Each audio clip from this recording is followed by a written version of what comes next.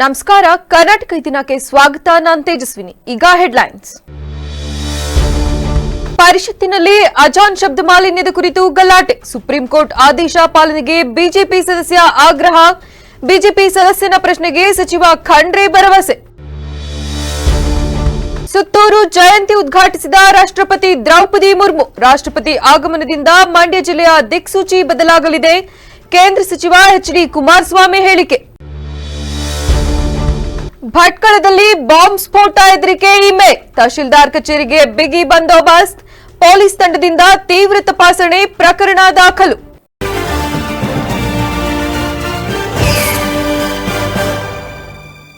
ವಾರ್ತೆಗಳ ವಿವರ. ಮಸೀದಿಗಳಲ್ಲಿ ಕೂಗುವ ಅಜಾನ್ನಿಂದ ಶಬ್ದ ಮಾಲಿನ್ಯ ಆಗುತ್ತಿದೆ ಎಂಬ ವಿಚಾರ ವಿಧಾನ ಪರಿಷತ್ನಲ್ಲಿ ಆಡಳಿತ ಮತ್ತು ವಿಪಕ್ಷಗಳ ನಡುವೆ ಗಲಾಟೆಗೆ ಕಾರಣವಾಯಿತು.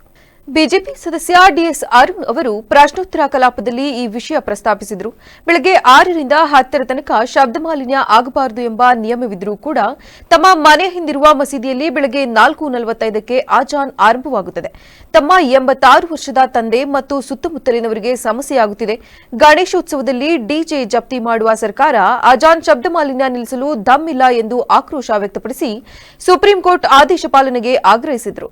ಇದಕ್ಕೆ ಸಚಿವ ಈಶ್ವರ್ ಖಂಡ್ರೆ ಅವರು ಪ್ರತಿಕ್ರಿಯಿಸಿ, ಶಬ್ದ ಮಾಲಿನ್ಯವು ಎಲ್ಲಾ ಕಡೆ ಇದೆ. ಸುಪ್ರೀಂ ಕೋರ್ಟ್ ತೀರ್ಪಿನಂತೆ ವಸತಿ ಪ್ರದೇಶಗಳಲ್ಲಿ 50 ಡೆಸಿಬಲ್ಗಿಂತ ಹೆಚ್ಚಿರಬಾರದು. ಈಗಾಗಲೇ ಸರ್ಕಾರವು ಸಮಿತಿ ರಚಿಸಿ ಡಿವೈಎಸ್ಪಿ, ಎಸಿಪಿ ಅಧ್ಯಕ್ಷತೆಯಲ್ಲಿ ಅನುಷ್ಠಾನಕ್ಕೆ ಜವಾಬ್ದಾರಿ ನೀಡಿದೆ. ದೂರು ಬಂದಲ್ಲಿ ಕ್ರಮ ಕೈಗೊಳ್ಳಲು ಸೂಚಿಸಲಾಗಿದೆ ಮತ್ತು ಪರಿಸರ ಅಧಿಕಾರಿಗಳು ಡೆಸಿಬಲ್ ಮಟ್ಟ ಪರಿಶೀಲಿಸಿ ಕ್ರಮ ತೆಗೆದುಕೊಳ್ಳುತ್ತಾರೆ. ಕೇವಲ ಅಜಾನ್ ಮಾತ್ರವಲ್ಲದೆ ಮದುವೆ ಸಮಾರಂಭ, ಇತರೆ ಎಲ್ಲಾ ತರಹದ ಧಾರ್ಮಿಕ ಕಾರ್ಯಕ್ರಮಗಳಲ್ಲೂ ರಾತ್ರಿ ಶಬ್ದ ಮಾಲಿನ್ಯ ನಡೆಯುತ್ತದೆ. ಇದನ್ನು ಕಟ್ಟುನಿಟ್ಟಾಗಿ ಪಾಲನೆ ಮಾಡಲಾಗುವುದು ಎಂದು ಭರವಸೆ ನೀಡಿದರು. ಮಳವಳ್ಳಿ ಪಟ್ಟಣದ ಶಾಂತಿ ಕಾಲೇಜು ಎದುರಿನ 33 ಎಕರೆ ಪ್ರದೇಶದಲ್ಲಿ ಆಯೋಜಿಸಲಾಗಿದ್ದ ಸುತ್ತೂರು ಶ್ರೀ ಆದಿಜಗದ್ಗುರು ಶಿವರಾತ್ರೀಶ್ವರ ಶಿವಯೋಗಿ 1066ನೇ ಜಯಂತಿ ಮಹೋತ್ಸವವನ್ನು ಭಾರತದ ರಾಷ್ಟ್ರಪತಿ ದ್ರೌಪದಿ ಮುರ್ಮು ಅವರು ಉದ್ಘಾಟಿಸಿದರು. ಕಾರ್ಯಕ್ರಮದಲ್ಲಿ ಕೇಂದ್ರ ಉಕ್ಕು ಮತ್ತು ಬೃಹತ್ ಕೈಗಾರಿಕಾ ಸಚಿವ ಎಚ್ಡಿ ಕುಮಾರಸ್ವಾಮಿ ಅವರು ಜಯಂತಿಯ ಸ್ಮರಣ ಸಂಚಿಕೆಯನ್ನು ಬಿಡುಗಡೆಗೊಳಿಸಿ ನಂತರ ಸಮಾರಂಭವನ್ನುದ್ದೇಶಿಸಿ ಮಾತನಾಡಿದರು.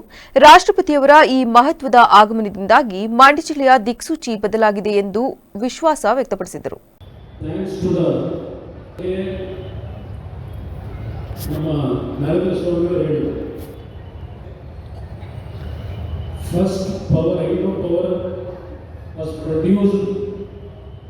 In this constituency, our late Vishweshwarya and late Mysore Maharajas, their contribution to the country in Asia is the first power production.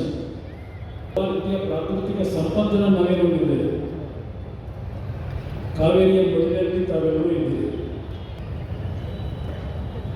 ಪರಮ ಪೂಜ್ಯರು 1066ರ ಜಯಂತ್ಯೋತ್ಸವ ಕಾರ್ಯಕ್ರಮವನ್ನು ಮಳವಳ್ಳಿಯಲ್ಲಿ ಕಳೆದ ಬಾರಿ ನಾನು ಸುತ್ತೂರು ಮಠದ ಜಾತ್ರಾ ಮಹೋತ್ಸವಕ್ಕೆ ಹೋದಾಗ ಮನವಿ ಮಾಡಿದ್ದೆ. ಅದೇ ರೀತಿಯಲ್ಲಿ ಸ್ವಾಮೀಜಿಯವರಿಗೆ ಒಪ್ಪಿಗೆ ಕೊಟ್ಟಿದ್ದಾರೆ ಈ ಕಾರ್ಯಕ್ರಮವನ್ನು ಇಲ್ಲಿ ಹಮ್ಮಿಕೊಳ್ಳಲಿಕ್ಕೆ.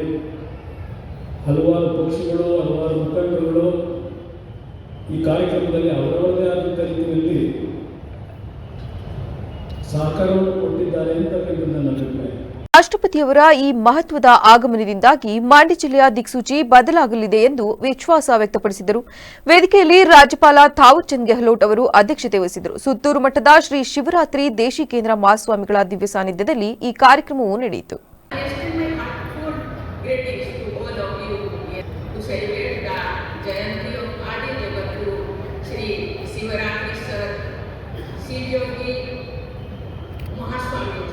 Feel deeply blessed to participate in this historic occasion that honors the great saint.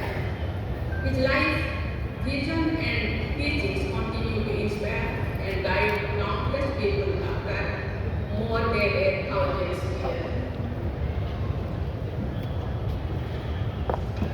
Across the ages, saints enlightened humanity through their wisdom and compassion. Their lives remind us that greatness lies not in authority or wealth, but in sacrifice, service, and spiritual strength. Among such greatest saints are the Guru Sri Sivaratri Shivayogi Mahaswamiji, signs as a ಕಾರ್ಯಕ್ರಮದಲ್ಲಿ ಜಿಲ್ಲಾ ಉಸ್ತುವಾರಿ ಹಾಗೂ ಕೃಷಿ ಸಚಿವ ಚಲುವರಾಯಸ್ವಾಮಿ, ಕನಕಪುರ ದೇಗುಲಮಠದ ಚನ್ನಬಸವ ಸ್ವಾಮಿ, ಶಾಸಕ ನರೇಂದ್ರ ಸ್ವಾಮಿ ಸೇರಿದಂತೆ ಹಲವು ಗಣ್ಯರು ಹಾಜರಿದ್ದರು. ಭಟ್ಕಳ ತಹಶೀಲ್ದಾರ್ ಕಚೇರಿಯನ್ನು ಬಾಂಬ್ ಸ್ಫೋಟಿಸುವ ಬೆದರಿಕೆಯುಳ್ಳ ಇಮೇಲ್ ಸಂದೇಶ ಬಂದಿದ್ದು, ಈ ಹಿನ್ನೆಲೆಯಲ್ಲಿ ಪೊಲೀಸರು ಕಟ್ಟೆಚ್ಚರ ವಹಿಸಿದ್ದಾರೆ.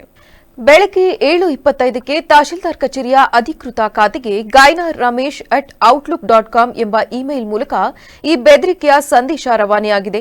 ಸಂದೇಶದಲ್ಲಿ ತಮಿಳರು ಹಾಗೂ ಪಾಕಿಸ್ತಾನಿಗಳ ಸೇಡು, ತಹಶೀಲ್ದಾರ್ ಕಚೇರಿಯಲ್ಲಿ ಶೀಘ್ರದಲ್ಲಿ ಪ್ರಬಲ ಬಾಂಬ್ ಸ್ಫೋಟ ಸಂಭವಿಸಲಿದೆ, ಎಲ್ಲರನ್ನೂ ಬೇಗ ತೆರವುಗೊಳಿಸಿ ಎಂದು ಕನ್ನಡದಲ್ಲಿ ಬರೆಯಲಾಗಿದೆ.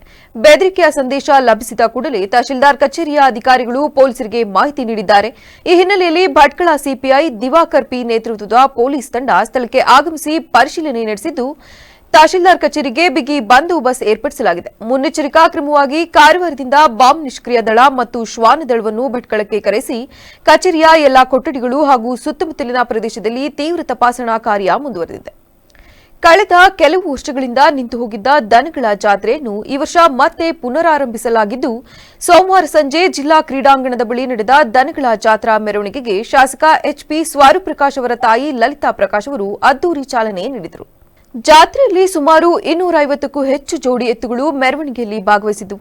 ಈ ಜೋಡಿ ಎತ್ತುಗಳ ಮೆರವಣಿಗೆ ನಗರದ ಪ್ರಮುಖ ರಸ್ತೆಗಳಲ್ಲಿ ಸಂಚರಿಸಿ ಹಾಸನಾಂಬ ದೇವಾಲಯದ ಎದುರು ವಿಶೇಷ ಪೂಜೆ ಸಲ್ಲಿಸಿತು. ನಂತರ ವ್ಯವಸ್ಥಿತವಾಗಿ ಸಿದ್ಧಪಡಿಸಿರುವ ಸಂತೆ ಮೈದಾನದಲ್ಲಿ ಜಾತ್ರಾ ಸ್ಥಳಕ್ಕೆ ತೆರಳಿದವು. ಜಾತ್ರೆಯ ಆಯೋಜಕ ಹಾಗೂ ರೈತ ಹರಳಳ್ಳಿ ಪುಟ್ಟರಾಜ್ ಅವರು ಮಾತನಾಡಿ, ನಿಂತು ಹೋಗಿದ್ದ ಜಾತ್ರೆ ಈ ವರ್ಷ ಮತ್ತೆ ಆರಂಭವಾಗಲು ಶಾಸಕರು ಬಹಳ ಮುತುವರ್ಜಿ ವಹಿಸಿ ಎಲ್ಲಾ ರೀತಿಯ ಅಗತ್ಯ ಸಿದ್ಧತೆ ಮತ್ತು ಮೂಲಭೂತ ಸೌಕರ್ಯಗಳ ಕೊರತೆಯಾಗದಂತೆ ಕಾಳಜಿ ವಹಿಸಿದ್ದಾರೆ. ಇಂದಿನಿಂದ 10 ದಿನಗಳವರೆಗೆ ನಡೆಯಲಿರುವ ಈ ಜಾತ್ರೆಗೆ ಈಗಾಗಲೇ ಹಾಸನ ಸೇರಿದಂತೆ ವಿವಿಧ ಜಿಲ್ಲೆಗಳಿಂದ 250ಕ್ಕೂ ಹೆಚ್ಚು ಜೋಡಿ ಎತ್ತುಗಳು ಆಗಮಿಸಿವೆ. ನಾಳೆಯಿಂದ ಇನ್ನಷ್ಟು ಹೋರಿಗಳು ಸೇರುವ ನಿರೀಕ್ಷೆ ಇದೆ ಎಂದರು. ಪ್ರತಿ ವರ್ಷದಂತೆ ಈ ವರ್ಷನೂ ನಡೆಸ್ತಾ ಇದ್ದೀವಿ. ಅದರಿಂದ 2015 ಮುಂಚೆ ನಿಂತು ಹೋಗಿತ್ತು. 2015ರಿಂದ ಸ್ಟಾರ್ಟ್ ಮಾಡಿದ್ವಿ. ನಮ್ಮ ದಿವಂಗತ ಪ್ರಕಾಶಣ್ಣವರು ಈ ಜಾಗ ಹೋಗಿತ್ತು, ಜಾಗ ಇರಲಿಲ್ಲ, ಫುಲ್ ಮುನ್ಸಿಪಾಲ್ಟಿ ಕಸ ಎಲ್ಲ ಹಾಕಿ ಜಾಗ ಹೋಗಿತ್ತು.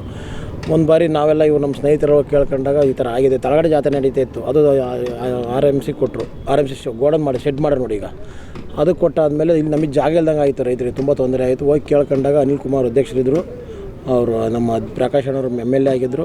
ಅವಾಗ ಕೇಳ್ಕೊಂಡು ಬಂದು ಎಲ್ಲ ತೆಗಿಸಿ ಜಾಗ ರೆಡಿ ಮಾಡಿಕೊಟ್ರು. ಒಂದೇ ವರ್ಷಕ್ಕೆ ರೆಡಿ ಮಾಡಿಕೊಟ್ರು. ಒಂದು ವರ್ಷ ಮಾತ್ರ 2015ರಲ್ಲಿ ಗದ್ದೆಯಲ್ಲಿ ತಳಗಡೆ ಒಂದು ಯಾವುದೋ ಪ್ರೈವೇಟ್ ಜಾಗದಲ್ಲಿ ಜಾತ್ರೆ ಮಾಡಿಸ್ಕೊಟ್ರು. ಅಲ್ಲೂ ತುಂಬ ಜಾತ್ರೆ, ಅದು ಅವತ್ತು ಹೆಸರುವಾಸಿಯಾದ ಜಾತ್ರೆ ಮಾಡಿದ್ರು. ಮುಂಚೆನೂ ಇತ್ತು, ನಮ್ಮ ಹಾಸನ ಜಾತ್ರೆ ಅಂದರೆ ತುಂಬ ಹೆಸರಿತ್ತು. ಯಾವ ಚುಂಚುಕಟ್ಟೆ ಆಗಲಿ ಯಾವುದಾಗಲಿ ಇರಲಿಲ್ಲ, ತುಂಬ ಚೆನ್ನಾಗಿತ್ತು. ಆದರೆ ಮತ್ತೆ ಈಗ ಒಂದು 5 ವರ್ಷದ ಹಿಂದೆಯೇ ಒಂದು ಭಾರತೀಯ ಸೈನಿಕರ ಅಪ್ರತಿಮ ಶೌರ್ಯ ಹಾಗೂ 1971ರ ಯುದ್ಧದ ಐತಿಹಾಸಿಕ ವಿಜಯದ ಸ್ಮರಣಾರ್ಥವಾಗಿ ನಗರದಲ್ಲಿ ಇಂದು ವಿಜಯ್ ದಿವಸ್ ಅನ್ನು ಆಚರಿಸಲಾಯಿತು. ಹಾಸನ ಜಿಲ್ಲಾ ರಾಷ್ಟ್ರೀಯ ಮಾಜಿ ಸೈನಿಕರ ಸಮನ್ವಯ ಸಮಿತಿ ವತಿಯಿಂದ ಕುವೆಂಪು ನಗರದ ಸೈನಿಕ ಭವನದಲ್ಲಿ ಆಯೋಜಿಸಲಾಗಿದ್ದ ಈ ಕಾರ್ಯಕ್ರಮವು ದೇಶದ ಗಡಿ ಕಾಯುವಲ್ಲಿ ಪ್ರಾಣಾರ್ಪಣೆ ಮಾಡಿದ ವೀರ ಯೋಧರನ್ನು ಸ್ಮರಿಸುವುದಕ್ಕೆ ಸಾಕ್ಷಿಯಾಯಿತು. ಈ ವೇಳೆ ಸೈನಿಕ ಭವನದ ಆವರಣದಲ್ಲಿರುವ ಯುದ್ಧ ಸ್ಮಾರಕಕ್ಕೆ ಗಣ್ಯರು ಹಾಗೂ ಮಾಜಿ ಸೈನಿಕರು ಪುಷ್ಪಗುಚ್ಛ ಅರ್ಪಿಸಿ ಶ್ರದ್ಧಾಂಜಲಿ ಸಲ್ಲಿಸಿದರು. ಈ ಸಂದರ್ಭದಲ್ಲಿ ಸಮಿತಿಯ ಪ್ರಮುಖರು ಮಾತನಾಡಿ, 1971ರ ಈ ದಿನವು ಪ್ರತಿಯೊಬ್ಬ ಭಾರತೀಯನಿಗೂ ಹೆಮ್ಮೆಯ ಸಂಕೇತ. ಅದು ಕೇವಲ 13 ದಿನಗಳಲ್ಲಿ ಪಾಕಿಸ್ತಾನದ 93,000 ಸೈನಿಕರು ನಮ್ಮ ಸೇನೆಗೆ ಶರಣಾಗಿದ್ದರು. ಇದು ವಿಶ್ವ ಮಿಲಿಟರಿ ಇತಿಹಾಸದಲ್ಲೇ ಒಂದು ದಾಖಲೆ ಎಂದು ತಿಳಿಸಿದರು. ನನ್ನ ಒಂದು ವಿನಂತಿ, ಇದು ನಮ್ಮ ಭಾರತ ಇತಿಹಾಸದಲ್ಲೇ ನಡೆದಿರುವಂಥ ಒಂದು ಮಹಾನ್ ದೊಡ್ಡ ಯುದ್ಧ. ಯಾವುದು? ಬಾಂಗ್ಲಾದೇಶ ಯುದ್ಧ. ಆ ಯುದ್ಧದಲ್ಲಿ 3 ಸೇನೆಗಳು ಸಕ್ರಿಯವಾಗಿ, ಮೊದಲು ಯೋಗೇಶ್ ಅವರು ಹೇಳಿದಾಗೆ ತುಂಬ ಆಕ್ಟಿವ್ ಆಗಿ ನಮ್ಮ ಇಡೀ ಭಾರತದ ಎಲ್ಲ ಬಾರ್ಡರ್ಗಳಲ್ಲೂ ರಕ್ಷಣೆ ಮಾಡೋಕ್ಕೋಸ್ಕರ ಯುದ್ಧ ಮಾಡಿದ್ದು ಸತ್ಯ. ಇದು ಯಾವಾಗಲೂ ನಮ್ಮ ಇತಿಹಾಸದಲ್ಲಿ ಉಳಿದಿರುತ್ತೆ. ಅದು ಯಾಕೆ? ನಾವು ವಾಲಂಟಿಯರಾಗಿ ಯುದ್ಧ ಮಾಡಿಲ್ಲ, ಅದು ಬೇರೆ ದೇಶದ ರಕ್ಷಣೆ ಮಾಡೋಕ್ಕೋಸ್ಕರ ನಾವು ಯುದ್ಧ ಮಾಡಿದ್ದು, ಅನಿವಾರ್ಯತೆ ಅಂತ ಹೇಳ್ತಾರೆ. ಬಾಂಗ್ಲಾದೇಶದ ಪೂರ್ವ ಪಾಕಿಸ್ತಾನ ಜನತೆನ ಪಶ್ಚಿಮ ಪಾಕಿಸ್ತಾನದವರು ತುಂಬ ಒಂಥರ ಕ್ರೂರವಾಗಿ ನಡ್ಕೊಂಡು ಅಲ್ಲಿಯ ಲೇಡೀಸ್ ಆಗಲಿ ಮಕ್ಕಳಾಗಲಿ ಚಿತ್ರಹಿಂಸೆ ಆಗ್ಬೋದು. ಒಂದು ಟೀಚರ್ ಹಿಡ್ಕೊಂಡು ಒಂದು ಸೋಲ್ಜರ್ ಅಂತನ್ರಿ, ಒಂದು ನಾರ್ಮಲ್ ವ್ಯಕ್ತಿ ಒಂದು ಬಿಸ್ನೆಸ್ ಮಾಡ್ತಾನಂದ್ರೆ ಅವನು ಕೂಡ ಒಂದು ದೇಶಕ್ಕೆ ಚೆನ್ನಾಗಿ ಮಾಡ್ಬೋದು. ಆ ಥರ ನಾವು ಒಂದು ವರ್ಷದಲ್ಲಿ 1 ಜನವರಿಗೆ ನಾವು ಒಂದು ಕಮಿಟ್ಮೆಂಟ್ ಮಾಡಬೇಕು. ಏನಪ್ಪ ಅಂತಂತಂದರೆ, ನಾವು ಸೊಸೈಟಿಗೆ ನಾವು ಉಡುಪು ಏನು ಕೊಡ್ತೇವೆ, ಈ ಲಾಸ್ಟ್ 1 ಇಯರ್ದಲ್ಲಿ ನಾನು ಏನು ಉಡುಪು ಕೊಟ್ಟೆ, ಒಂದು ಕಮಿಟ್ಮೆಂಟ್ ಮಾಡಬೇಕು ನಾವು ಲೈಫಲ್ಲಿ. ಆ ಕಮಿಟ್ಮೆಂಟ್ ಯಾವ ಥರ ಇರಬೇಕಂತಂದರೆ, ನೀವು ಒಬ್ಬರೇ ಮಾಡೋಕ್ಕಾಗಲ್ಲ ಸೊಸೈಟಿಯಲ್ಲಿ. ಇದು ನಾನು ಗ್ಯಾರಂಟಿ ಹೇಳ್ತೇನೆ. ನಿಮ್ಗೊಂದು ಟೀಮ್ ಅನ್ನೋದು ಬೇಕು. ಆ ಟೀಮನ್ನು ನೀವೇ ಮಾಡಬೇಕು. ಅದಕ್ಕೆ ಓಕೆ, ನಿಮ್ಮ ಥಾಟ್ಸ್ಗಳನ್ನು ಈ ಸೊಸೈಟಿಯಲ್ಲಿ ಒಂದು ಕಾರ್ಯಕ್ರಮದಲ್ಲಿ ಗಣ್ಯರು, ಮಾಜಿ ಸೈನಿಕರ ಕುಟುಂಬಸ್ಥರು ಹಾಗೂ ದೇಶಪ್ರೇಮಿಗಳು ಉಪಸ್ಥಿತರಿದ್ದರು. ಕರ್ನಾಟಕ ರಾಜಕಾರಣದ ಭೀಷ್ಮ, ಕೆಪಿಸಿಸಿಯ ಹಿರಿಯ ನಾಯಕ ಹಾಗೂ ಶಾಸಕರಾದ ಶಾಮನೂರು ಶಿವಶಂಕರಪ್ಪ ಅವರ ನಿಧನಕ್ಕೆ ಹಾಸನ ಜಿಲ್ಲಾ ಕಾಂಗ್ರೆಸ್ ವತಿಯಿಂದ ಇಂದು ನಗರದ ಬಿಎಂ ರಸ್ತೆಯಲ್ಲಿರುವ ಪಕ್ಷದ ಕಚೇರಿಯಲ್ಲಿ ಭಾವಪೂರ್ಣ ಶ್ರದ್ಧಾಂಜಲಿ ಸಲ್ಲಿಸಲಾಯಿತು. ಕಾರ್ಯಕ್ರಮದಲ್ಲಿ ಭಾಗವಹಿಸಿ ಮಾತನಾಡಿದ ಕಾಂಗ್ರೆಸ್ ಮುಖಂಡ ದೇವರಾಜೇಗೌಡ ಅವರು, ಶಾಮನೂರು ಶಿವಶಂಕರಪ್ಪ ಅವರ ಸುದೀರ್ಘ ರಾಜಕೀಯ ಜೀವನ ಮತ್ತು ಸಮಾಜ ಸೇವೆಯನ್ನು ಸ್ಮರಿಸಿದರು. 95 ವಸಂತಗಳನ್ನು ಪೂರೈಸಿದ್ದ ಶಾಮನೂರು ಶಿವಶಂಕರಪ್ಪ ಅವರು ಕೇವಲ ಒಬ್ಬ ಶಾಸಕರಾಗಿ ಮಾತ್ರವಲ್ಲದೆ ಕೆಪಿಸಿಸಿಯ ಶಾಶ್ವತ ಖಜಾಂಚಿಯಾಗಿ ದಶಕಗಳ ಕಾಲ ಪಕ್ಷವನ್ನು ಸಂಘಟಿಸುವಲ್ಲಿ ಮತ್ತು ಮುನ್ನಡೆಸುವಲ್ಲಿ ಪ್ರಮುಖ ಪಾತ್ರ ವಹಿಸಿದರು. ಅವರೊಬ್ಬ ಹಿರಿಯ ಜೀವಿಯಾಗಿದ್ದು ಸಮಾಜದ ಎಲ್ಲ ವರ್ಗದ ಜನರಿಗೆ ತಮ್ಮದೇ ಆದ ವಿಶಿಷ್ಟ ಕೊಡುಗೆಗಳನ್ನು ನೀಡಿದ್ದಾರೆ. ದೇವರು ಮೃತರ ಆತ್ಮಕ್ಕೆ ಶಾಂತಿ ನೀಡಲಿ ಹಾಗೂ ಈ ದುಃಖವನ್ನು ಭರಿಸುವ ಶಕ್ತಿಯನ್ನು ಅವರ ಕುಟುಂಬದ ಸದಸ್ಯರಿಗೆ ಮತ್ತು ಅಭಿಮಾನಿಗಳಿಗೆ ನೀಡಲಿ ಎಂದು ಪ್ರಾರ್ಥಿಸಿದರು. ಶಾಮನೂರು ಶಿವಶಂಕರಪ್ಪನವರು ತಮ್ಮದೇ ಆದಂಥ ಕೊಡುಗೆಯನ್ನು ಸಮಾಜಕ್ಕೂ ಕೊಟ್ಟಿದ್ದಾರೆ, ಪಕ್ಷಕ್ಕೂ ಕೂಡ ಕೊಟ್ಟಿದ್ದಾರೆ. ಇವತ್ತು ನಾವು ಅವರನ್ನು ಕಳ್ಕೊಂಡಿದ್ದೇವೆ. ಅವರ ಒಂದು ಸಾವಿನಲ್ಲಿ ದುಃಖಭರಿತವಾದಂಥ ನಮ್ಮ ಪಕ್ಷದ ಮುಖಂಡರು ಮತ್ತು ಕಾರ್ಯಕರ್ತರು ಮತ್ತು ಆ ಒಂದು ಶಾಮನೂರು ಶಿವಶಂಕರಪ್ಪನವರ ಕುಟುಂಬ ದುಃಖದಲ್ಲಿ ಇರ್ತಕ್ಕಂಥ ಸಂದರ್ಭದಲ್ಲಿ ಅವರಿಗೆ ದುಃಖ ಭರಿಸ್ತಕ್ಕಂಥ ಶಕ್ತಿಯನ್ನು ಭಗವಂತ ಕರುಣಿಸಲಿ ಅಂತೇಳಿ ನಾನು ಭಗವಂತನಲ್ಲಿ ಪ್ರಾರ್ಥನೆ ಮಾಡ್ಕೊತ, ಸನ್ಮಾನ್ಯರು 95 ವಸಂತಗಳನ್ನ ಮುಗಿಸಿ ವಿದ್ಯಾಕ್ಷೇತ್ರದಲ್ಲಿ ತಮ್ಮದೇ ಆದಂಥ ಒಂದು ಕೊಡುಗೆಯನ್ನು ಸಹ ಕೊಟ್ಟಿದ್ದಾರೆ. ಪಕ್ಷಕ್ಕೆ ನಿರಂತರವಾಗಿ ತನ್ನದೇ ಆದ ಶಕ್ತಿಯನ್ನು ತುಂಬಿದ್ರು. ಶಾಶ್ವತ ಖಜಾಂಚಿಯಾಗಿ ಕೆಲಸ ಮಾಡ್ತಾಯಿದ್ರು. ಅವರನ್ನು ಇವತ್ತು ನಾವು ಕಳ್ಕೊಂಡಿದ್ದೇವೆ. ಏನೋ ಅವರ ಸಭೆಯಲ್ಲಿ ಪಕ್ಷದ ಇತರ ಮುಖಂಡರು ಮತ್ತು ಕಾರ್ಯಕರ್ತರು ಉಪಸ್ಥಿತರಿದ್ದರು. ನಗರದ ಡಿಕೆ ಶಿವಕುಮಾರ್ ಅಭಿಮಾನಿಗಳ ಸಂಘ ಹಾಗೂ ಎನ್ಎಸ್ಯುವಿ ಘಟಕದ ವತಿಯಿಂದ ಡಿಕೆ ಸುರೇಶ್ ಅವರ ಹುಟ್ಟುಹಬ್ಬದ ಪ್ರಯುಕ್ತ ಡಿಸೆಂಬರ್ 18ರಂದು ಬ್ರೌನ್ ಎಕ್ಸ್ ಯೋಗ ರಾಷ್ಟ್ರೀಯ ವಿದ್ಯಾರ್ಥಿ ಕೌಶಲ್ಯ ಅಭಿವೃದ್ಧಿ ಕಾರ್ಯಕ್ರಮವನ್ನು ನಗರದ ಕನ್ನಡ ಸಾಹಿತ್ಯ ಪರಿಷತ್ತು ಭವನದಲ್ಲಿ ಆಯೋಜಿಸಲಾಗಿದೆ ಎಂದು ಆಯೋಜಕರಾದ ಅಗಿಲಿ ಗುರು ತಿಳಿಸಿದರು. ಹಾಸನದಲ್ಲಿಂದು ಪತ್ರಿಕಾಗೋಷ್ಠಿಯಲ್ಲಿ ಮಾತನಾಡಿದ ಅವರು, ಈ ಕಾರ್ಯಕ್ರಮದಡಿ ಶಾಲಾ ಮತ್ತು ಕಾಲೇಜು ವಿದ್ಯಾರ್ಥಿಗಳ ಶೈಕ್ಷಣಿಕ ಕೌಶಲ್ಯ ಅಭಿವೃದ್ಧಿ ಹಾಗೂ ಅಡಗಿರುವ ಪ್ರತಿಭೆಯನ್ನು ಗುರುತಿಸುವ ಉದ್ದೇಶದಿಂದ 2,000 ರೂಪಾಯಿ ಮೌಲ್ಯದ ಸ್ಕಾಲರ್ಶಿಪ್ ಗೆಲ್ಲುವ ಅವಕಾಶವನ್ನು ಕಲ್ಪಿಸಲಾಗಿದೆ. ಜಿಲ್ಲೆಯ ಎಲ್ಲ ಶಾಲಾ ಹಾಗೂ ಕಾಲೇಜು ವಿದ್ಯಾರ್ಥಿಗಳ ಶೈಕ್ಷಣಿಕ ಭವಿಷ್ಯ ರೂಪಿಸುವ ಉದ್ದೇಶದ ಈ ಕಾರ್ಯಕ್ರಮಕ್ಕೆ ಹೆಚ್ಚಿನ ಸಂಖ್ಯೆಯಲ್ಲಿ ಭಾಗವಹಿಸಿ ಹಾಗೂ ಈ ಸುವರ್ಣಾವಕಾಶ ಸದುಪಯೋಗಪಡಿಸಿಕೊಳ್ಳುವಂತೆ ಮನವಿ ಮಾಡಿದರು. ರಾಷ್ಟ್ರೀಯ ವಿದ್ಯಾರ್ಥಿ ಕೌಶಲ್ಯ ಅಭಿವೃದ್ಧಿ ಕಾರ್ಯಕ್ರಮ ಒಂದು ಈಗ ಈವೆಂಟ್ನ ಡಿಸೆಂಬರ್ 18 ಕನ್ನಡ ಸಾಹಿತ್ಯ ಪರಿಷತ್ನಲ್ಲಿ ಆಯೋಜಿಸಿದ್ವಿ. ಕಾರಣ ಏನಂತಂದರೆ ಡಿ ಕೆ ಸುರೇಶ್ ಅವರ ಸಂಸದರು, ಮಾಜಿ ಸಂಸದರು ಬೆಂಗಳೂರು, ಇವರ ಹುಟ್ಟುಹಬ್ಬದ ಪ್ರಯುಕ್ತ ಅಲ್ಲಿ ಎಲ್ಲ ಮಕ್ಕಳಿಗೂ ಉಚಿತವಾಗಿ ಸ್ಕಾಲರ್ಶಿಪ್ ಟೆಸ್ಟ್ನ ವಿತರಣೆ ಮಾಡಬೇಕು ಅಂತ ನಮ್ಮ ಡಿ ಕೆ ಶಿವಕುಮಾರ್ ಅಭಿಮಾನಿ ಸಂಘ ಮತ್ತು ಹಾಸನ NSU ವತಿಯಿಂದ ಈ ಕಾರ್ಯಕ್ರಮನ ಆಯೋಜಿಸಿದ್ವಿ. ಅಲ್ಲಿ ಬರೋಂಥ 1000 ವಿದ್ಯಾರ್ಥಿಗಳಿಗೆ ಬ್ರೈನೆಕ್ಸ್ ಯೋಗ ಪತ್ರಿಕಾಗೋಷ್ಠಿಯಲ್ಲಿ ಸುಪ್ರೀತ್ ಗೌಡ, ಜಿಲ್ಲಾ ಯೂತ್ ಕಾಂಗ್ರೆಸ್ ಉಪಾಧ್ಯಕ್ಷರಾದ ರಂಗಸ್ವಾಮಿ, ಎನ್ಎಸ್ಯುಐ ಪ್ರಧಾನ ಕಾರ್ಯದರ್ಶಿ ಪುಣ್ಯ, ರೇಣುಪ್ರಸಾದ್, ಪವನ್ ಇನ್ನಿತರರು ಹಾಜರಿದ್ದರು. ಮಲ್ನಾಡ್ ಎಂಜಿನಿಯರಿಂಗ್ ಕಾಲೇಜು ಹಾಸನದ ಗಣಿತ ವಿಭಾಗದ ವತಿಯಿಂದ ವಿದ್ಯುತ್ ಮತ್ತು ಎಲೆಕ್ಟ್ರಾನಿಕ್ಸ್ ಎಂಜಿನಿಯರಿಂಗ್ ವಿಭಾಗದ ಸಹಯೋಗದಲ್ಲಿ ವಿದ್ಯುತ್ ಮತ್ತು ಎಲೆಕ್ಟ್ರಾನಿಕ್ಸ್ ಎಂಜಿನಿಯರಿಂಗ್ನಲ್ಲಿ ಗಣಿತದ ಅನ್ವಯಗಳು ವಿಷಯದ ಕುರಿತಾಗಿ 1 ದಿನದ ಕಾರ್ಯಾಗಾರವನ್ನು ಕಾಲೇಜಿನ ಅಲ್ಯೂಮ್ನಿ ಹಾಲ್ನಲ್ಲಿ ಆಯೋಜಿಸಲಾಯಿತು. ಕಾರ್ಯಾಗಾರದ ಮುಖ್ಯ ಭಾಷಣಕಾರರಾಗಿ ಭಾರತೀಯ ವಿಜ್ಞಾನ ಸಂಸ್ಥೆ ಬೆಂಗಳೂರು ಜಾಲ ಯೋಜನೆ ವಿಭಾಗದ ಮಾಜಿ ಮುಖ್ಯಸ್ಥರಾದ ಡಾ ಅಶೋಕ್ ರಾವ್ ಅವರು ಭಾಗವಹಿಸಿ ಇಮೇಜ್ ಪ್ರೊಸೆಸಿಂಗ್ ಸೇರಿದಂತೆ ವಿದ್ಯುತ್ ಮತ್ತು ಎಲೆಕ್ಟ್ರಾನಿಕ್ಸ್ ಕ್ಷೇತ್ರದಲ್ಲಿ ಗಣಿತದ ಪ್ರಾಯೋಗಿಕ ಮಹತ್ವವನ್ನು ವಿವರಿಸಿದರು. ಕಾರ್ಯಕ್ರಮದಲ್ಲಿ ಸಂಸ್ಥೆಯ ಅಧ್ಯಕ್ಷರಾದ ಆರ್ಟಿ ದ್ಯಾವೇಗೌಡರು, ಪ್ರಧಾನ ಕಾರ್ಯದರ್ಶಿಗಳಾದ ಜಗದೀಶ್ ಚೌಡವಳ್ಳಿ, ಗಣಿತ ವಿಭಾಗದ ಮುಖ್ಯಸ್ಥರಾದ ಡಾ ಕಲಾವತಿ ಜಿಕೆ ಹಾಜರಿದ್ದರು.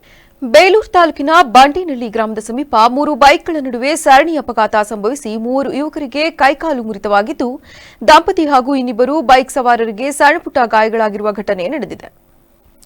ಎಸ್ಬಿಐ ಬ್ಯಾಂಕ್ನಲ್ಲಿ ಕೆಲಸ ಮುಗಿಸಿಕೊಂಡು ತೀರ್ಥಕುಮಾರ್ ಕಾಂಚನಾ ದಂಪತಿ ಬೈಕ್ನಲ್ಲಿ ಹಾಸನದ ಕಡೆಗೆ ತೆರಳುತ್ತಿದ್ದ ವೇಳೆ ಎದುರಿನಿಂದ 2 ಬೈಕ್ಗಳಲ್ಲಿ ಬರುತ್ತಿದ್ದ 5 ಯುವಕರು ಓವರ್ಟೇಕ್ ಮಾಡಲು ಯತ್ನಿಸಿದ್ದಾರೆ. ಈ ವೇಳೆ 2 ಬೈಕ್ಗಳ ನಡುವೆ ಡಿಕ್ಕಿ ಸಂಭವಿಸಿದೆ. ಅಪಘಾತವನ್ನು ಕಂಡು ಗಾಬರಿಗೊಂಡ ತೀರ್ಥಕುಮಾರ್ ಕಾಂಚನಾ ದಂಪತಿಯ ಬೈಕ್ ಸ್ಕಿಡ್ ಆಗಿ ರಸ್ತೆ ಮೇಲೆ ಬಿದ್ದಿದೆ. ಅಪಘಾತದಲ್ಲಿ ಮತ್ತೊಂದು ಬೈಕ್ನಲ್ಲಿದ್ದ ಸಮೀನ್ ಅಖ್ತರ್, ಸರ್ವರ್ ಹಾಗೂ ಮತ್ತೋರ್ವ ಯುವಕನಿಗೆ ಗಂಭೀರ ಗಾಯಗಳಾಗಿದ್ದು ಕೈಕಾಲು ಮುರಿತವಾಗಿದೆ. ಗಾಯಾಳುಗಳು ಕೋಲ್ಕತ್ತಾ ಮೂಲದವರಾಗಿದ್ದು ಕಾಫಿ ಕ್ಯೂರಿಂಗ್ ಕೆಲಸ ಮುಗಿಸಿಕೊಂಡು ಒಂದೇ ಬೈಕ್ನಲ್ಲಿ ಪ್ರಯಾಣಿಸುತ್ತಿದ್ದರು ಎಂದು ತಿಳಿದುಬಂದಿದೆ. ಸದ್ಯ ಸಣ್ಣಪುಟ್ಟ ಗಾಯಾಳುಗಳಿಗೆ ಬೇಲೂರು ಸರ್ಕಾರಿ ಆಸ್ಪತ್ರೆಯಲ್ಲಿ ಚಿಕಿತ್ಸೆ ನೀಡಲಾಗಿದ್ದು ಗಂಭೀರವಾಗಿ ಗಾಯಗೊಂಡ ಮೂವರನ್ನು ಹಾಸನದ ಆಸ್ಪತ್ರೆಯಲ್ಲಿ ದಾಖಲಿಸಲಾಗಿದೆ. ಘಟನಾ ಸ್ಥಳಕ್ಕೆ ಪೊಲೀಸರು ಭೇಟಿ ನೀಡಿ ಪರಿಶೀಲನೆ ನಡೆಸಿದ್ದು ಬೇಲೂರು ಪೊಲೀಸ್ ಠಾಣಾ ವ್ಯಾಪ್ತಿಯಲ್ಲಿ ನಡೆದಿದೆ.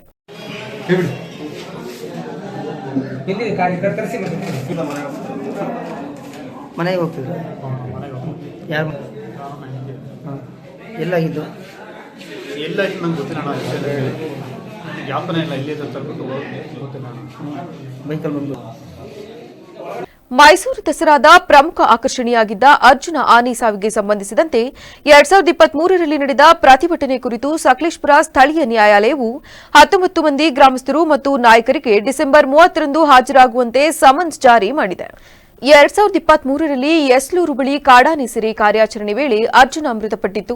ಇದರ ಅಂತ್ಯಕ್ರಿಯೆ ಸ್ಥಳದಲ್ಲಿ ಹೋರಾಟಗಾರರು ಜೆಸಿಬಿ ಯಂತ್ರವನ್ನು ತಡೆದು ಪ್ರತಿಭಟಿಸಿದರು. ಕರ್ತವ್ಯಕ್ಕೆ ಅಡ್ಡಿಪಡಿಸಿದ ಆರೋಪದಡಿ ಪೊಲೀಸ್ ಕಾನ್ಸ್ಟೇಬಲ್ ಬಿಎಂ ಗಿರೀಶ್ ದೂರು ದಾಖಲಿಸಿದರು.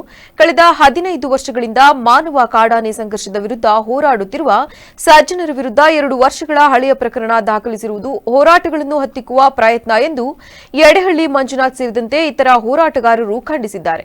ಈ ಕ್ರಮವು ಪ್ರಜಾಪ್ರಭುತ್ವದ ಕಗ್ಗೊಲೆಯಾಗಿದೆ ಮತ್ತು ಸಾಂಸ್ಕೃತಿಕ ರಾಯಭಾರಿಯಾಗಿದ್ದ ಅರ್ಜುನನಿಗೆ ನ್ಯಾಯ ಕೇಳಿದವರಿಗೆ ಶಿಕ್ಷೆ ವಿಧಿಸುವುದು ದ್ರೋಹ ಎಂದು ಅಭಿಪ್ರಾಯಪಟ್ಟಿದ್ದಾರೆ. ಯಡೇಹಳ್ಳಿಯ ಮಂಜಣ್ಣ ನಮ್ಮ ಮಲೆನಾಡು ರಕ್ಷಣಾ ಸೇನೆಯ ರಾಜ್ಯ ಗೌರವಾಧ್ಯಕ್ಷರು ಹಾಗೂ ಕಾಫಿ ಬೆಳೆಗಾರರ ಸಂಘದ ಪದಾಧಿಕಾರಿಗಳಾದಂಥ ಬೆಕ್ನಳ್ಳಿ ನಾಗಣ್ಣನವರು, ಅದಾದ ಮೇಲೆ ಆನೆ ಹೋರಾಟ ಸಮಿತಿಯ ಹುರುಡಿ ವಿಕ್ರಮಣ್ಣ ಅವರು, ಹಾಗೆ ಇನ್ನು 16 ಜನ ಯುವಕರು, ಯಸಳೂರು ಭಾಗದ ಯುವಕರು ನ್ಯಾಯ ಕೇಳಲಿಕ್ಕೆ ಅಂತ ಅವತ್ತು ಹೋರಾಟ ಮಾಡ್ತಾರೆ. ಅದು ಸಹ ಆನೆಯ ಪರ.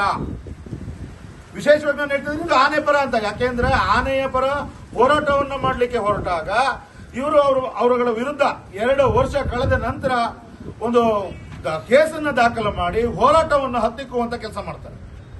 ಸರ್ಕಾರಕ್ಕೆ ನಾಚಿಕೆ ಆಗಬೇಕು. ಇವತ್ತು ಸರ್ಕಾರಕ್ಕೆ ಮತ್ತು ಅಧಿಕಾರಿಗಳಿಗೆ ನಾಚಿಕೆ ಆಗಬೇಕು. ಯಾಕಂತ ಅಂದ್ರೆ ಆನೆಯ ಪರ ಹೋರಾಟ ಮಾಡಿದ್ರು ಹೇಳಿ ಸಕಲೇಶಪುರ ಮಲೆನಾಡು ಸೇನೆಯ ರೈತ ಘಟಕದ ಅಧ್ಯಕ್ಷರಾಗಿರ್ತೇನೆ. ಇವತ್ತೇನು 18 ಜನದ ಮೇಲೆ FIR ಮಾಡಿದಿರಿ, ಇದು ನಿಮ್ಮ ಪಾಪದ ಕೂಡ ತುಂಬಿದೆ ಅಂತ ತಿಳ್ಕೊಳ್ಳಿ. ಯಾಕೆಂತಂದ್ರೆ ರೈತರನ್ನ ಹತ್ತಿಕ್ಕೋದು ಅಷ್ಟು ಸುಲಭ ಅಲ್ಲ. ನಾವು ಮಲೆನಾಡು ರೈತರುಗಳು ಯಾವ ರೀತಿ ಅಂತಂದ್ರೆ ಒಂದು ಸಾಫ್ಟ್ ಸ್ವಭಾವ, ಅಂದ್ರೆ ಮೃದು ಸ್ವಭಾವದವರು. ನಾವು ಎಲ್ಲಿವರೆಗೂ ಮೃದುವಾಗಿರ್ತೀವಿ ಅಂದ್ರೆ ತಲೆ ನೆಲಕ್ಕೆ ಬಗ್ಗುವವರೆಗೂ ಮೃದುವಾಗಿರ್ಬೋದು. ಅದಕ್ಕಿಂತ ಜಾತಿ ತಗ್ಸಕ್ಕಾಗಲ್ಲ. ಒಳ್ಳೆ ಮಾತಿಂದ ಹೇಳ್ತಿದೀವಿ ಸರ್ಕಾರಕ್ಕೆ, ಏನು ಈ 18 ಜನದ ಮೇಲೆ ಮೊಕದ್ದಮೆ ಹೂಡಿದಿರಿ ಅದನ್ನು ನಿಮ್ಮ ಸರ್ಕಾರ ಮಟ್ಟದಲ್ಲಿ ಏನು ಅದನ್ನ ಒಂದು ವಾಪಸ್ ತೆಗೆದುಕೊಂಡು ಅವರಿಗೆ ಒಂದು ನ್ಯಾಯ ಕೊಡಿಸ್ಬೇಕು. ಯಾಕೆಂತಂದ್ರೆ ಅವರು ಯಾವುದೇ ಪೊಲೀಸ್ ಸ್ಟೇಷನ್ ಬೆಂಕಿ ಹಾಕಕ್ ಹೋಗಿರಲಿಲ್ಲ, ಯಾವುದೇ ಒಂದು ಯಾರ ಮೇಲೂ ಕೈ ಮಾಡಕ್ ಹೋಗಿರಲಿಲ್ಲ, ಮತ್ತೆ ಯಾವುದೇ ಒಬ್ಬರಿಗೆ ಒಂದು ತೊಂದರೆ ಕೊಡಕ್ ಹೋಗಿರಲಿಲ್ಲ. ಹೋರಾಟ ಮಾಡೋದು ನಮ್ಮ ಹಕ್ಕು. ಅದು ನಮಗೆ, ನಾವು ಇವತ್ತೇನಾದ್ರೂ ನಾವು ಭಾರತ ದೇಶದಲ್ಲಿ ಸ್ವತಂತ್ರವಾಗಿದ್ದೀವಿ ಅಂತಂದ್ರೆ ನಾವು ಹೋರಾಟ. ಬೆಳಗೋಡು ಜಿಲ್ಲಾ ಪಂಚಾಯತ್ ವ್ಯಾಪ್ತಿಯಲ್ಲಿ ಕಾಂಗ್ರೆಸ್ ಪಕ್ಷವನ್ನು ಇನ್ನಷ್ಟು ಸದೃಢಗೊಳಿಸುವ ಉದ್ದೇಶದಿಂದಲೇ ಮುಖಂಡರು ಹಾಗೂ ಕಾರ್ಯಕರ್ತರ ಸಭೆಯನ್ನು ಕರೆಯಲಾಗಿದೆ ಹೊರತು ಇದು ಯಾವುದೇ ವ್ಯಕ್ತಿಯ ವಿರುದ್ಧ ನಡೆಸಿದ ಸಭೆಯಲ್ಲ ಎಂದು ಕೆಪಿಸಿಸಿ ಸದಸ್ಯ ಸಾಲಿಂ ಕುಲಹಳ್ಳಿ ಸ್ಪಷ್ಟಪಡಿಸಿದರು. ಸಕಲೇಶಪುರ ತಾಲೂಕಿನ ವಡೂರು ಗ್ರಾಮದ ಹೋಂ ಸ್ಟೇಯೊಂದರಲ್ಲಿ ನಡೆದ ಬೆಳಗೋಡು ಜಿಲ್ಲಾ ಪಂಚಾಯಿತಿ ಮಟ್ಟದ ಕಾಂಗ್ರೆಸ್ ಮುಖಂಡರ ಸಭೆಯಲ್ಲಿ ಮಾತನಾಡಿದ ಅವರು, ಹಿಂದಿನ ಚುನಾವಣೆಗಳಲ್ಲಿ ಕಾಂಗ್ರೆಸ್ ಪಕ್ಷದ ಅಭ್ಯರ್ಥಿಗಳು ಗೆದ್ದರೂ ಸೋತರೂ ಬೆಳಗೋಡು ಜಿಲ್ಲಾ ಪಂಚಾಯಿತಿ ವ್ಯಾಪ್ತಿಯಲ್ಲಿ ಕಾಂಗ್ರೆಸ್ ಪಕ್ಷದ ಕೈ ಹಿಡಿದಿರುವುದಾಗಿ ಹೇಳಿದರು. ಕ್ಷೇತ್ರದಲ್ಲಿ ಕಾಂಗ್ರೆಸ್ ಪಕ್ಷದಷ್ಟು ಬಲಿಷ್ಠವಾದ ಮತ್ತೊಂದು ಪಕ್ಷ ಇಲ್ಲ. ಹಲವು ನಾಯಕರು ಪಕ್ಷ ಸಂಘಟನೆಯಲ್ಲಿ ತೊಡಗಿಸಿಕೊಂಡಿದ್ದಾರೆ. ಮುಂದಿನ ದಿನಗಳಲ್ಲಿ ನಡೆಯಲಿರುವ ಗ್ರಾಮ ಪಂಚಾಯಿತಿ, ತಾಲೂಕು ಪಂಚಾಯಿತಿ ಹಾಗೂ ಜಿಲ್ಲಾ ಪಂಚಾಯಿತಿ ಚುನಾವಣೆಗಳಲ್ಲಿ ಬೆಳಗೋಡು ಜಿಲ್ಲಾ ಪಂಚಾಯಿತಿ ವ್ಯಾಪ್ತಿಯಲ್ಲಿ ಪಕ್ಷವನ್ನು ಇನ್ನಷ್ಟು ಬಲಪಡಿಸಿ ಸ್ಪರ್ಧಿಸುವ ಕಾಂಗ್ರೆಸ್ ಪಕ್ಷದ ಎಲ್ಲಾ ಅಭ್ಯರ್ಥಿಗಳನ್ನು ಗೆಲ್ಲಿಸುವ ಉದ್ದೇಶದಿಂದಲೇ ಈ ಸಭೆಯನ್ನು ಕರೆಯಲಾಗಿದೆ ಎಂದು ತಿಳಿಸಿದರು. ಇವತ್ತು ಮಡುಗಟ್ಟಿದಂತಹ ಹಲವಾರು ಸಮಸ್ಯೆಗಳು, ಹಲವಾರು ನೋವುಗಳು, ಅವಮಾನಗಳು, ಅಪಮಾನಗಳು ಇವತ್ತು ಇಲ್ಲಿ ಹೊರಗಡೆ ಬಂದವು. ಆದರೆ ಒಂದು ಮಾತನ್ನು ನಾವು ಭಾರಿ ಗಟ್ಟಿಯಾಗಿ ಆಲೋಚನೆ ಮಾಡಬೇಕು. ನಮಗೆ ಜಿಲ್ಲೆಗೆ ಬಂದರೆ ಲಕ್ಷ್ಮಣ ಅವರು ನಮ್ಮ ನಾಯಕರು, ಈ ತಾಲೂಕಿಗೆ ಬಂದರೆ ಬೈರಮುಡಿ ಚಂದ್ರಣ್ಣ ಅವರು ನಮ್ಮ ನಾಯಕರು, ನಮ್ಮ ಪಕ್ಷದ ಅಧ್ಯಕ್ಷರು. ಆದರೆ ಈ ಹೋಬಳಿಗೆ ಸಂಬಂಧಪಟ್ಟ ಹಾಗೆ ನಮ್ಮ ಪುಟ್ಟರಾಜಣ್ಣವರು, ನೀಲಣ್ಣವರು, ಮಂಜಣ್ಣವರು, ನಮ್ಮ ಯಡೇಹಳ್ಳಿ ಮಂಜಣ್ಣವರು, ಹಾಗೆ ರಾಜಣ್ಣವರು, ಹಲವಾರು ಜನ ನಾಯಕರುಗಳು ನನ್ನನ್ನು ಕೇಳಿದರು, ನನ್ನನ್ನು ಮಾತಾಡಿಸಿದರು. ಬೆಳಗೋಡು ಹೋಬಳಿಲಿ ಈಗಾಗಲೇ ಚುನಾವಣೆ ಬರ್ತಾ ಇದೆ, 2.5 ವರ್ಷ ಸರ್ಕಾರ ಆಗು ಹೋಗಿದೆ. ನಾವು ಬರೀ ಗ್ಯಾರಂಟಿಗಳ ಭ್ರಮೆಯಲ್ಲಿ ನಾವು ಮುಳುಗಿದ್ದೀವಿ. ಗ್ಯಾರಂಟಿ ಕೊಟ್ಟಿದ್ದೀವಿ, ನಮ್ಮ ಪಕ್ಷಕ್ಕೆ ವೋಟ್ ಹಾಕ್ತಾರೆ ಅಂತ ನಾವು ಅಂದ್ಕೊಂಡಿದ್ದೀವಿ. ಇದನ್ನು ಎನ್ಕ್ಯಾಶ್ ಮಾಡ್ತಕ್ಕಂಥದ್ದು ಬೇರೆಯವರು ಆಗ್ತಾರೆ, ನಾವು ಆಗೋದಿಲ್ಲ. ಆದರೆ ನಾವು ಜನರ ಬಳಿಗೆ ಹೋಗಿ ಹೇಳಿದಾಗ ಮಾತ್ರ ಇದು ಪಕ್ಷ ಸಂಘಟನೆ ಆಗುತ್ತೆ. ನಾವು ಇದನ್ನು ಮಾಡಬೇಕು ಅಂತ ಹೇಳಿ ಹಲವಾರು ಜನ ನಾಯಕರು ನನ್ನನ್ನು ಹೇಳಿದಾಗ ನಾವೆಲ್ಲರೂ ನಮ್ಮ ಮಂಜಣ್ಣವರು ಆ ಸಮಯದಲ್ಲಿ ರಾಜೀನಾಮೆಯನ್ನು ಕೊಟ್ಟಂತಹ ಒಂದು ವಿಷಯ ನಮಗೆಲ್ಲರಿಗೂ ತಲುಪ್ತು. ನಾವು ಮರುದಿನವೇ ನಮ್ಮ ಎಡೆಹಳ್ಳಿ ಮಂಜುನಾಥ್ ಅವರ ಮನೆಗೆ ಅವರನ್ನು ಸಮಾಧಾನ ಪಡಿಸಲಿಕ್ಕೆ ವಾಸ್ತವ ತಿಳಿದುಕೊಳ್ಳಿ. ಈ ವೇಳೆ ಮಾತನಾಡಿದ ಕೆಪಿಸಿಸಿ ಸದಸ್ಯ ಯಡಹಳ್ಳಿ ಮಂಜುನಾಥ್, ಯಸಳೂರು ಹೋಬಳಿಯಲ್ಲಿ ನಡೆದ ಕಾಡಾನೆ ಗಲಾಟೆಯಲ್ಲಿ ಸಾಕಾನೆ ಅರ್ಜುನನ ಸಾವಿಗೆ ಅಧಿಕಾರಿಗಳ ನಿರ್ಲಕ್ಷ್ಯವೇ ನೇರ ಕಾರಣ ಎಂದು ಆರೋಪಿಸಿದರು. ಸಾಕಾನೆ ಅರ್ಜುನನ ಕಾಲಿಗೆ ಗುಂಡು ತಗುಲಿದ ಬಳಿಕ ಸಮರ್ಪಕ ಮಾರ್ಗದರ್ಶನವಿಲ್ಲದೆ ಅವನು ಕಾಡಾನೆಗಳ ದಾಳಿಗೆ ಸಿಲುಕಿ ಮೃತಪಟ್ಟಿದ್ದಾನೆ. ಅರ್ಜುನನ ಸಾವಿಗೆ ಕಾರಣರಾದ ಅಧಿಕಾರಿಗಳನ್ನು ವಜಾಗೊಳಿಸಿ ತನಿಖೆ ನಡೆಸುವಂತೆ ಒತ್ತಾಯಿಸಿ ನಾನು ಹೋರಾಟ ನಡೆಸಿದ್ದೇನೆ. ಆಗ ಯಾವುದೇ ಪ್ರಕರಣ ದಾಖಲಿಸಿದ ಪೊಲೀಸರು ಸುಮಾರು 2 ವರ್ಷಗಳ ನಂತರ ಸ್ಥಳದಲ್ಲೇ ಇಲ್ಲದ ಹೋರಾಟಗಾರರ ವಿರುದ್ಧ ಪ್ರಕರಣ ದಾಖಲಿಸಿರುವುದು ನೋವು ತಂದಿದೆ ಎಂದರು. ಇವತ್ತು ವಿಶೇಷವಾಗಿ ಏನು ನನ್ನ ಮೇಲೆ ಅರ್ಜುನನ ವಿಚಾರವಾಗಿ ಪ್ರಕರಣ ದಾಖಲಾಗಿತ್ತು, ಆ ಪ್ರಕರಣದ ವಿಚಾರವಾಗಿ ನಮ್ಮ ಪಕ್ಷದ ಕಾರ್ಯಕರ್ತರು ಮನೆಗೆ ಬಂದು ಆಹ್ವಾನ ಮಾಡಿದ್ರು, ಹಿಂಗೊಂದು ಸಂಘಟನಾ ಸಭೆಯನ್ನು ಮಾಡೋಣ ಅಂತೇಳಿ. ನೀವು ರಾಜೀನಾಮೆ ಕೊಟ್ಟಿರೋದು ಭಾಳ ಬೇಸರ ಆಗಿದೆ. ವಿಶೇಷವಾಗಿ ನೀವು ನಮ್ಮ ಜೊತೆ ಇರಬೇಕು ಅಂತ ಕೇಳಿಕೊಂಡು ಇವತ್ತು ಸಭೆಗೆ ಆಹ್ವಾನ ಮಾಡಿದ್ರು. ಈ ಸಭೆಗೆ ಬಂದಿದ್ದೀನಿ. ಇಲ್ಲಿ ನಾನು KPCC ಸದಸ್ಯತ್ವಕ್ಕೆ ರಾಜೀನಾಮೆ ಕೊಟ್ಟಿರ್ತಕ್ಕಂಥದ್ದು. ಯಾಕೆ ಕೊಟ್ಟೆ ಅಂತ ಅಂದರೆ, ನಮ್ಮದೇ ಸರ್ಕಾರ ಇದ್ದು ಹಿಂದಿನ ಹಳೆಯ ಪ್ರಕರಣವನ್ನು ಒಂದು ಪರಿಶೀಲನೆ ಮಾಡಿ ನಮ್ಮನ್ನು ಕರೆದು ಒಂದು ಇನ್ವೆಸ್ಟಿಗೇಷನ್ ಮಾಡಿ ಪ್ರಕರಣವನ್ನು ದಾಖಲಿಸಬೇಕಾಗಿತ್ತು. ಈ ಹಿಂದೆನೂ ಕೂಡ 2 ಪ್ರಕರಣ ದಾಖಲಾಗಿತ್ತು. ಅದ್ರ ಜೊತೆಗೆ ಇದು 3ನೇ ಪ್ರಕರಣವನ್ನು ದಾಖಲಿಸಿ ಹೋರಾಟವನ್ನು ಕುಗ್ಗಿಸ್ತಕ್ಕಂಥ ಕೆಲಸ ಮಾಡಿದ್ರಿಂದ ನನಗೆ ಭಾಳ ಬೇಸರ ಆಯಿತು. ನನ್ನಂಥ ಒಬ್ಬನಿಗೆ ಈ ಥರ ಆದರೆ ಇನ್ನು ಉಳಿದ ಕಾರ್ಯಕರ್ತರ ಪ್ರಶ್ನೆ ಏನು ಅಂತ ಹೇಳಿ ನಾನು ರಾಜೀನಾಮೆಯನ್ನು ಸಲ್ಲಿಸಿದ್ದೆ. ಆ ವಿಚಾರವಾಗಿ ಇಲ್ಲೆಲ್ಲರೂ ಕೂಡ ನನಗೆ ಭಾಳ ಭಾವನಾತ್ಮಕವಾಗಿ ಭಾಳ ಗೌರವ ಕೊಟ್ಟು ನಿಮ್ಮ ಜೊತೆ ನಿಲ್ತೀವಿ, ಸರ್ಕಾರದ ಜೊತೆನೂ ಮಾತಾಡ್ತೀವಿ, ನಮ್ಮಿಂದ ಏನು ಸಾಧ್ಯ ಅಷ್ಟು ಈ ಪ್ರಕರಣದ ತಿಳಿಗೊಳಿಸಲಿಕ್ಕೆ ಪ್ರಯತ್ನ ಪಡ್ತೀವಿ ಅಂತ ಹೇಳಿದ್ರು. ಹಾಗಾಗಿ ಈ ಸಭೆಗೆ ನಾನು ಭಾಗವಹಿಸಿ ನನ್ನ ಅನಿಸಿಕೆಗಳನ್ನು ಯಾಕೆ ಹಿಂಗಾಯ್ತು ಅಂತ ಹೇಳಿ ವ್ಯಕ್ತಪಡಿಸಿದೆ. ಸಭೆಯಲ್ಲಿ ಸಕಲೇಶಪುರ ತಾಲೂಕು ಅಭಿವೃದ್ಧಿ ಪ್ರಾಧಿಕಾರದ ನೂತನ ಅಧ್ಯಕ್ಷ ಸೈಯದ್ ಮುಫೀಸ್, ಪಕ್ಷದ ಮುಖಂಡ ಬೈಕೆರೆ ದೇವರಾಜ್, ಸಭೆಯ ಆಯೋಜಕ ಕುಣಿಗನಹಳ್ಳಿ ಗ್ರಾಮ ಪಂಚಾಯತ್ ಮಾಜಿ ಅಧ್ಯಕ್ಷ ಹೆಗ್ಗಾವಿ ಪುಟ್ಟರಾಜೇಗೌಡ ಸೇರಿದಂತೆ ಹಲವರು ಉಪಸ್ಥಿತರಿದ್ದರು. ಪರಿಶಿಷ್ಟ ಜಾತಿಗೆ ಸಂಬಂಧಿಸಿದಂತೆ ಸಂಪೂರ್ಣ ಒಳ ಮೀಸಲಾತಿ ವರ್ಗೀಕರಣವನ್ನು ಸಚಿವ ಸಂಪುಟ ಸಭೆಯ ತೀರ್ಮಾನದಂತೆ ಪ್ರಸ್ತುತ ನಡೆಯುತ್ತಿರುವ ಬೆಳಗಾವಿ ಅಧಿವೇಶನದಲ್ಲಿಯೇ ಅನುಷ್ಠಾನಗೊಳಿಸಬೇಕೆಂದು ಆಗ್ರಹಿಸಿ ಮಾದಿಗ ದಂಡೋರ ಹೋರಾಟ ಸಮಿತಿಯು ಕಲಬುರಗಿಯಲ್ಲಿ 1 ದಿನದ ಸಾಂಕೇತಿಕ ಧರಣಿ ನಡೆಸಿತು. ಈ ವೇಳೆ ಸಮಿತಿಯ ರಾಜ್ಯಾಧ್ಯಕ್ಷ ಪ್ರಭಾಕರ್ ಹದನೂರ್ ಮಾತನಾಡಿ, ಸಂವಿಧಾನಬದ್ಧ ಮೀಸಲಾತಿಯಲ್ಲಿ ಮಾದಿಗ ಸಮುದಾಯಕ್ಕಾಗುತ್ತಿರುವ ಅನ್ಯಾಯವನ್ನು ಸರಿಪಡಿಸಲು ಜನಸಂಖ್ಯೆಗೆ ಅನುಗುಣವಾಗಿ ಮೀಸಲಾತಿ ಹಂಚಿಕೆ ಮಾಡಬೇಕು. 2024ರ ಸರ್ವೋಚ್ಚ ನ್ಯಾಯಾಲಯದ ತೀರ್ಪು ಮತ್ತು ನಿವೃತ್ತ ನ್ಯಾಯಮೂರ್ತಿ HN ನಾಗಮೋಹನ್ ದಾಸ್ ಆಯೋಗದ ವರದಿಯನ್ನು ಆಧರಿಸಿ ಸರ್ಕಾರವು ಉಪಜಾತಿಗಳನ್ನು 5 ಗುಂಪುಗಳನ್ನಾಗಿ ಮಾಡಿತ್ತು. ಆದರೆ ಆಗಸ್ಟ್ 19ರ ವಿಶೇಷ ಕ್ಯಾಬಿನೆಟ್ ಸಭೆಯಲ್ಲಿ ಅದನ್ನು 3 ಗುಂಪುಗಳನ್ನಾಗಿ ವಿಂಗಡಿಸಿ ಒಳ ಮೀಸಲಾತಿಗೆ ಒಪ್ಪಿಗೆ ನೀಡಿದೆ. ಈ ಲೋಪದೋಷಗಳನ್ನು ಸರಿಪಡಿಸಿ ಕ್ಯಾಬಿನೆಟ್ ಸಭೆಯಲ್ಲಿ ತೀರ್ಮಾನಿಸಿದಂತೆ ಸಂಪೂರ್ಣ ಒಳ ಮೀಸಲಾತಿ ವರ್ಗೀಕರಣವನ್ನು ಅಧಿವೇಶನದಲ್ಲಿಯೇ ಜಾರಿಗೊಳಿಸುವಂತೆ ಸಮಿತಿಯು ಸರ್ಕಾರವನ್ನು ಒತ್ತಾಯಿಸಿದೆ ಎಂದು ತಿಳಿಸಿದರು. ಜಿಲ್ಲಾಧಿಕಾರಿಗಳ ಕಚೇರಿ ಎದುರುಗಡೆ 1 ದಿನದ ಸಾಂಕೇತಿಕ ಧರಣಿ ಕಾರ್ಯಕ್ರಮವನ್ನು ಹಮ್ಮಿಕೊಂಡಿದ್ದೀವಿ.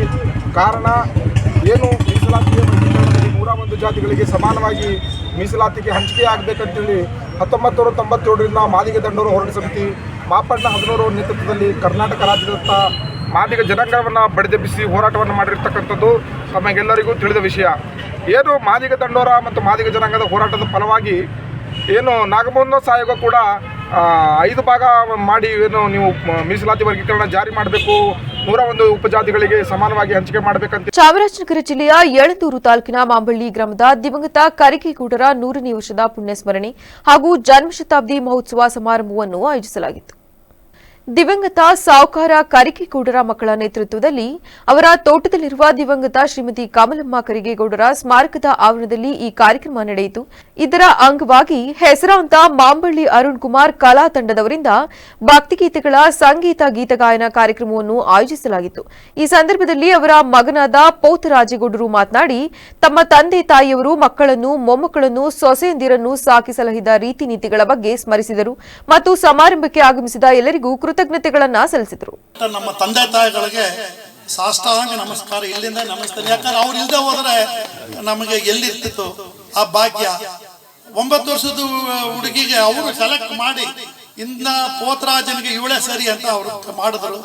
ಅವಳ ಭಾಗ್ಯ ಸೌಭಾಗ್ಯ ಹಾಗೆ ದೇವ್ರು ಕೊಡ್ತಾ ಇದ್ರು. ಅವಳು ಸೌಭಾಗ್ಯ ಇರ್ಬೇಕು. ಯಾಕಂದ್ರೆ ಅವ್ಳು ಸೌಭಾಗ್ಯ ಅವ್ರು ಇರೋವರೆಗೂ ನಾನು ಆರೋಗ್ಯ ಚೆನ್ನಾಗಿರ್ಬೇಕಲ್ಲ, ಸೌಭಾಗ್ಯ ಇರ್ಬೇಕು, ಚೆನ್ನಾಗಿರ್ಬೇಕು. ಆದ್ರಿಂದ ಅವಳಿಗೆ ಆರೋಗ್ಯ ಭಾಗ್ಯ ಕೊಡ್ಲಿ, ಮುತ್ತೈದ ಭಾಗ್ಯ ಕೊಡ್ಲಿ ಅಂತ ನಾನು ಈ ಸಮಯದಲ್ಲಿ ನಮ್ಮ ಶ್ರೀಮತಿಯವ್ರನ್ನ ನಾನು ಮಾತಾಡಕ್ಕೆ ನಮ್ಗೇನು ನನಗೆ. ಈಗ ಮತ್ತೊಮ್ಮೆ ಹೆಡ್ಲೈನ್ಸ್. ಪರಿಷತ್ತಿನಲ್ಲಿ ಅಜಾನ್ ಶಬ್ದ ಮಾಲಿನ್ಯದ ಕುರಿತು ಗಲಾಟೆ. ಸುಪ್ರೀಂ ಕೋರ್ಟ್ ಆದೇಶ ಪಾಲನೆಗೆ ಬಿಜೆಪಿ ಸದಸ್ಯ ಆಗ್ರಹ. ಬಿಜೆಪಿ ಸದಸ್ಯನ ಪ್ರಶ್ನೆಗೆ ಸಚಿವ ಖಂಡ್ರೆ ಭರವಸೆ. ಸುತ್ತೂರು ಜಯಂತಿ ಉದ್ಘಾಟಿಸಿದ ರಾಷ್ಟ್ರಪತಿ ದ್ರೌಪದಿ ಮುರ್ಮು. ರಾಷ್ಟ್ರಪತಿ ಆಗಮನದಿಂದ ಮಂಡ್ಯ ಜಿಲ್ಲೆಯ ದಿಕ್ಸೂಚಿ ಬದಲಾಗಲಿದೆ. ಕೇಂದ್ರ ಸಚಿವ ಎಚ್ಡಿ ಕುಮಾರಸ್ವಾಮಿ ಹೇಳಿಕೆ. ಭಟ್ಕಳದಲ್ಲಿ ಬಾಂಬ್ ಸ್ಫೋಟ ಹೆದರಿಕೆ ಇಮೇಲ್. ತಹಶೀಲ್ದಾರ್ ಕಚೇರಿಗೆ ಬಿಗಿ ಬಂದೋಬಸ್ತ್. ಪೊಲೀಸ್ ತಂಡದಿಂದ ತೀವ್ರ ತಪಾಸಣೆ. ಪ್ರಕರಣ ದಾಖಲು. ಕ್ಷಣ ಕ್ಷಣದ ಸುದ್ದಿಗಾಗಿ ನೋಡ್ತಾ ಇರಿ ವಿವಿಸಿ ಟಿವಿ. ಸತ್ಯದ ಕಡೆ ನಮ್ಮ ನಡೆ.